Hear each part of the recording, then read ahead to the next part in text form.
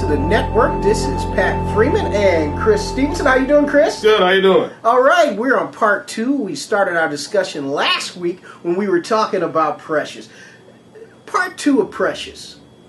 How big is it of a concern that we have, Chris, that a movie such as this, and no doubt, as we once said last week, that the actors did an outstanding job. Yes, they did. They did an outstanding job. There's no doubt about that. But why is it still that movies that show dysfunction in the black community are hailed as must-see movies, movies that receive awards, where movies that of high acclaim and show positive actions within the African American community oftentimes go unnoticed?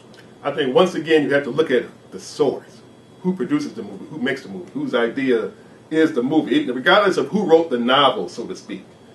Okay, there's tons of novels written by blacks. All types of varieties, all kinds of stories, true, fiction, whatever, regarding black people.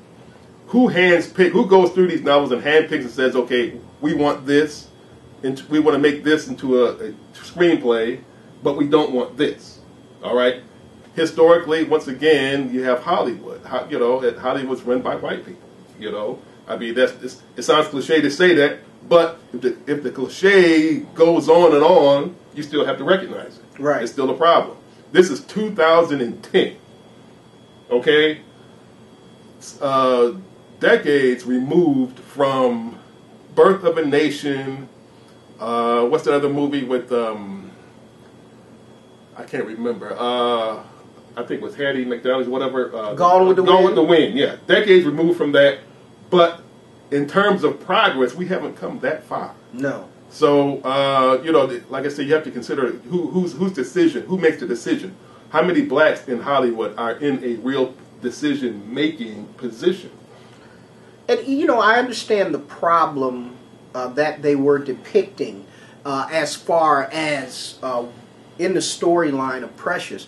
But is this once again an instance where you see, as the author, Dr. Olafari Hutchinson, wrote in The Assassination of the Black Male Image, once again, and not only is this the black male image, but take it a step further, the black male father image, the one raping his daughter, sneaking into the room, raping his daughter, and the complacent mother who would not take a stand against such abuse. Sure, because these roles serve two goals. Number one, to keep negativity into the minds of the audience, white and black.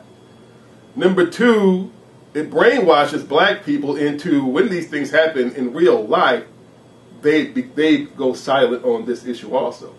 So if you have a black father that's actually doing this, the mother said, well, Precious, in the back of her mind said, Precious taught me not to say anything. Okay? Right. Because that's the way, well, that's how it is, man. We can't be saying no snitching, blah, blah, blah. You know what I'm saying?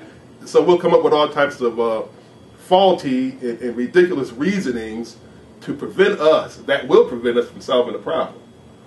Is that a major problem in our community as you see it by percentages? No. Or does it just go on, it's not being told? I'm sure, well, any problem that comes to the forefront, there's going to be a segment of it that's not being told.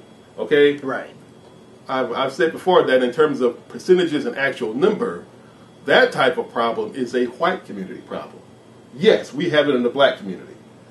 Yes, and I'm sure it's underreported, but I'm sure it's underreported in the white community as well. Right. Okay? You don't see these big Hollywood decision makers doing a movie regarding this. Nobody's doing a movie. Look at all the white rock and roll singers that have done this type of thing, pedophile behavior or relative with relative, whatever the case may be. They don't focus on that.